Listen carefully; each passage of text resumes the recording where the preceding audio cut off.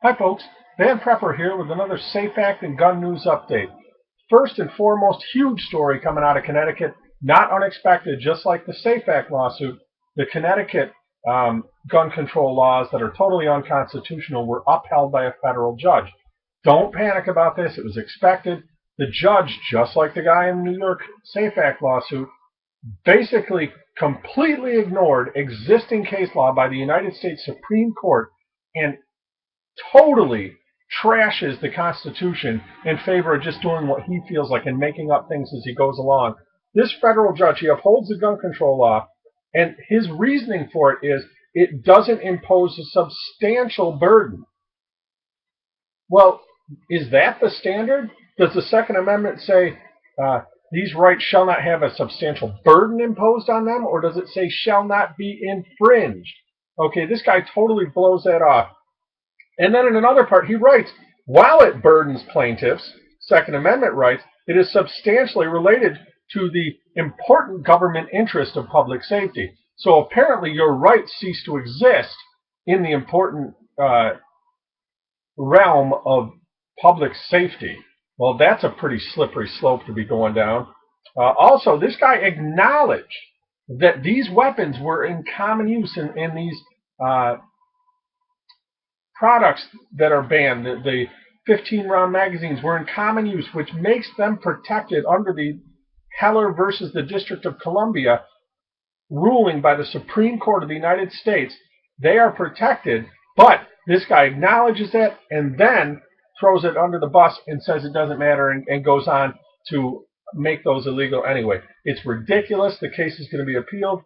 This is probably going to be just tossed right in with the Safe Act case and everything else, and they're all going to go to the Supreme Court, and that's the only place we're going to get relief on this. This is why judges should be elected and not appointed, because we have politically appointed judges in these states and politically appointed judges at the federal level, which is why, by the way, the Senate changing the rules for those appointments from requiring a 60-vote threshold for an approval to a 51-vote simple majority threshold to get rid of the filibuster. That is totally, for those of you not paying attention and staying drunk and smoking dope and watching football and thinking that's important, your rights are getting jacked up something fierce. And these appointments, they're just going to sweep through whoever is nominated by the president now, which is not how it was supposed to be. It's a way to keep out radical judges, this 60-vote threshold, which, by the way, used to be 66. It used to be a 2/3 vote threshold. Pretty soon it'll be if you can get 5 votes, you can stick in anybody you want. So that's the Connecticut law. Next, Martha Robertson, who is a candidate for the New York's 23rd Congressional District, is being attacked and held accountable for her record. She is a bigwig in the Tompkins County, which is Ithaca, New York. It's the one county that has not called in the 23rd District for a repeal of the Safe Act, and she is being taken to task by the citizens of the 23rd District who are holding her accountable for her support of the Safe Act and her failure to condemn the Safe Act. And I hope this lady does not win, because one thing New York doesn't need is another train wreck who doesn't understand the Second Amendment and is looking to just let the government be our big brother and decide what's best for us, completely in defiance of existing law, the Constitution of the United States of America. So Martha Robertson, hope you get just a terrible beat down on Election Day and get beat by 50 points, because you're just an awful candidate. Anybody who supports the Safe Act has no business running for anything outside of New York City, in my opinion. Thirdly, Diane Sawyer and ABC News is at it again. Congratulations, Diane Sawyer and ABC News. You are the worst at presenting biased, totally slanted, garbage anti-gun news and packaging it like it's real journalism. For those of you who don't know, I am going to include a link in here to a video that I saw on YouTube a long time ago. It's called Proof That Concealed Carry Holders Live in a Dream World. It is the most slanted piece of garbage, and it was so just totally biased and horribly, you know, written in a million ways. And people look at this and they're like, oh yeah, look at that. You know, carry conceal holders can't defend themselves.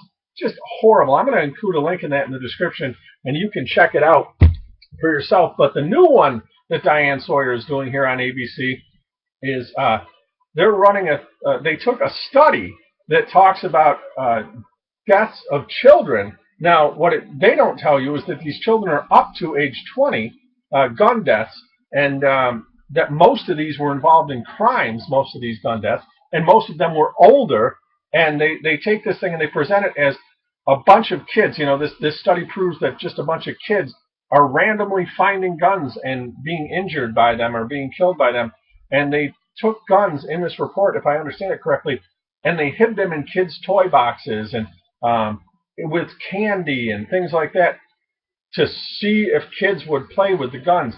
Holy cow, really? Yeah, that's not slanted journalism, you half-wit. Anyway, that's all I got on the Gun News and SAFE Act front today. But I do have a couple of special shout-outs. I want to give a special shout-out. I gave one a couple weeks ago, but I've added a lot of substance on to a very good friend of mine, Shannon from Youth 2 Wild. I'm going to include links in the description for each one of these channels. Please check them out and sub if you are not. Shannon is an awesome person. Youth 2 Wild is a great channel, and I really tell her that Van Prepper sent you, please. Also, I would like to give a shout out to my friend Budget Bug Out. He is having an awesome zombie survival kit giveaway on his channel. Go check out Budget Bug Out. Great guy, member of the AMFA channel. You know, just a credit to YouTube. Check him out, please, and tell him Van Prepper sent you. Thirdly, Stone Guy 223. He just hopped into a chat that I had with Jarhead last night with some other guys, and I had to get out right after he got in, but seems like a really good guy, really stand-up guy, and just check out his channel, subscribe, and tell him that Van Prepper sent you. And also, finally, I'm probably going to be very soon having a new logo. This is going to go, and I will have something designed specially for my channel, and I want to give a special thank you and shout out to my good friend, Bush Hunt. Bush Hunt, you are awesome. I'm waiting for my wife to look at the stuff that you sent us and get her feedback on that. They all look great to me, and I just want to, everybody, please go check out Bush Hunt's channel. His channel is exploding, by the way. He went from under 100 a week ago to well over 100 now. He's almost at 200. Check out Bush Hunt's channel. Does great stuff, makes great videos, really good quality, production quality in there. Tell him that Van Prepper sent you. Listen, thanks a lot, guys. Also, one other thing. Give me your votes. I've always used the I'm Van Prepper, happy shooting thing at the end of my videos. That kind of sucks, and I know it. So I was thinking I'm Van Prepper because tyranny sucks. If you like that one better, let me know, and I might start going with that at the end of the videos. Thanks a lot, guys. I'm Van Prepper for one reason or another. Bye-bye.